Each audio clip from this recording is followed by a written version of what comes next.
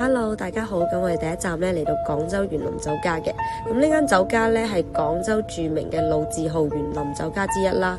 佢同北苑、泮溪並稱廣州三大園林酒家。佢始建於1958年，位於廣州市海珠區前進路，以嶺南傳統園林建築風格聞名，兼具古典韻味同埋一個自然嘅雅致嘅。咁呢個酒家融入咗亭台樓閣啦、假山流水啦、古樹花卉等元素嘅，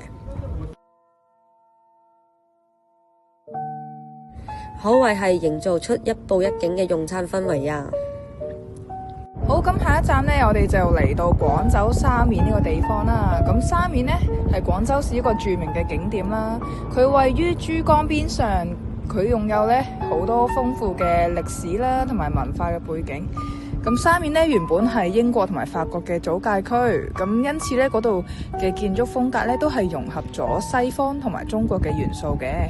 咁當中呢亦都保留咗好多具有歷史意義嘅建築，咁就例如一啲古老嘅洋樓啦，同埋別緻嘅花園等等嘅。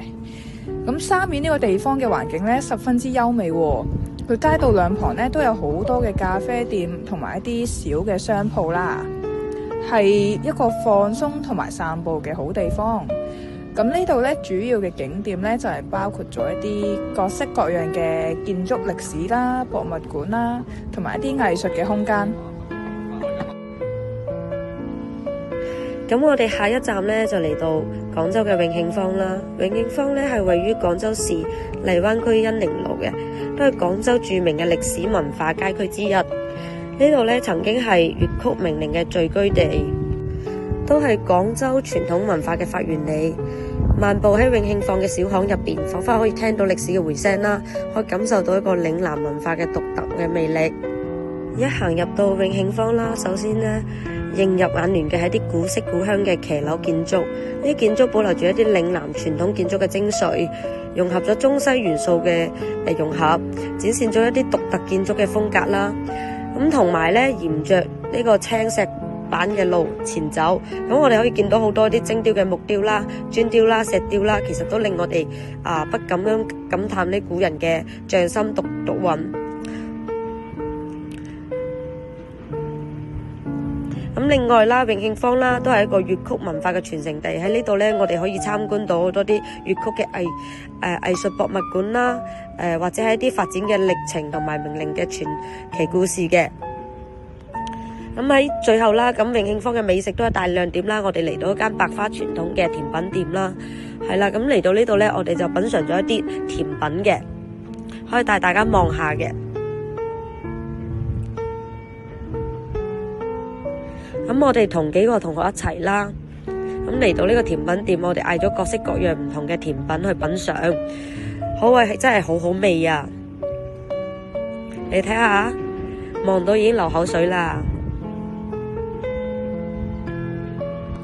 咁我哋品嘗完呢個甜品之後啦，嚟到呢個上下九遊走嘅，咁都見到啦，上下九係一個商業嘅街道啦。同時我哋都見到出名嘅一個廣州飲茶嘅地方陶陶居啦。咁我哋望完風景之後呢，咁我哋就去到陶陶居呢進行一個晚餐啦、飲茶啦。我哋嗌咗各式各樣嘅點心，哇！每樣點心都真係好正啊！比起平時飲茶，真係可以講係正好多倍啦。第一次食到咁大粒嘅蝦餃啊，可謂就好似拳頭咁大粒啊！一粒食落肚都已經飽晒，真係好好味，蝦都好新鮮㗎。好啦，咁食完個晚餐呢，我哋下一站嚟到珠江夜遊。珠江夜遊呢係廣州一個最受歡迎嘅觀光活動，咁通常呢喺夜間進行嘅。咁可以好多遊客呢都能夠欣賞到珠江夜遊嘅壯觀夜景。咁呢個行程通常呢係會搭船嘅，咁船上面呢亦都提供咗非常舒適嘅環境俾旅客去觀賞啦，亦都可以呢讓人呢享受到沿途嘅美景啦。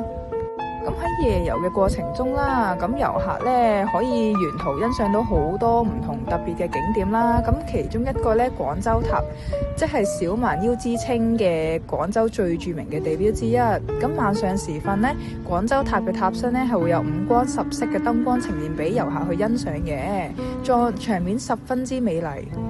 咁珠江日遊呢係一個美麗嘅景點啦，如果有機會呢，大家不妨親身前往體驗。